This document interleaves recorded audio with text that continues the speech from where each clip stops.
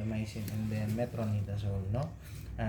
Sa Doxy, bigay kayo 1.9, 1 times a day after meal, start kayo mamaya.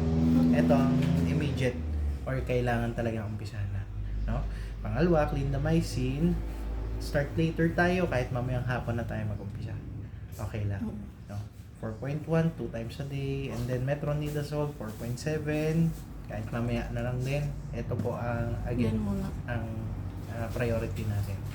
So, yung prednisone, nag-inject tayo kanina para mapaampat kahit papaano yung dugo. So, start kayo mamaya at PM. Susundin natin tong dosage ha.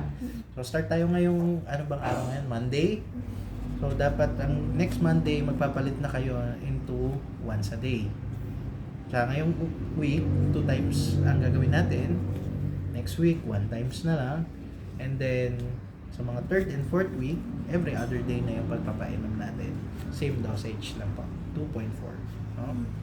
Ito po, makakatulong makapag pataas ng dugo ng pasyente. Number 5, supplements natin, liver supplement po. So, pwede naman nating i-postpone muna to. Priority muna natin yung direct medicines para dun sa blood parasitism. Renal care, renal support, immunopatch shield, pampalakas ng resistensya sa pasyente. So, may specific tayo ha. At least 3 hours apart from Doxy. Number 1. And then, yung mga ganyan, mga may iron kasi yan, saka yung any minerals na pwede makasiya. Kailangan i-aano natin sa scheduling ha. Tapos ay yung thrombocure, saka yung platelet. So lahat po halos nito ilalayo nyo sa Doxy. Once lang naman po ito. So kung sakali ito kung lahat na ito 3 hours ang layo sa Doxy.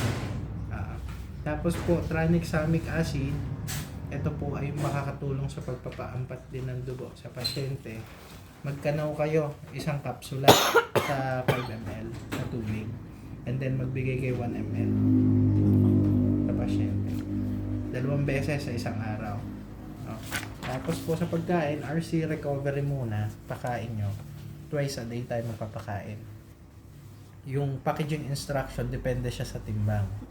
So, nakalagay naman po yun doon. And then, electrolytes natin sa pasyente. Kanaw kayo isang kutsara sa isang basong tubig. Sa instruction po, drug interval 1 hour with meal. Paglayuin yung mga gamot, huwag sabay-sabay. Check kung magkakaroon ng allergic reaction. Yung prescribed diet muna for the meantime. Cold compress directly sa ilong pagka meron ulit episodes ng pagdudugo for 5 to 10 minutes. And then, restriction of bathing until advised. So, umpisa na tayo pagkatapos kumain. Follow up tayo sa 12-8, CBC Chem and SDMA. Hindi na po ito. Yung blood works na lang. Tingnan natin kung paano mag-re-respond yung katawan. So far, may questions po tayo?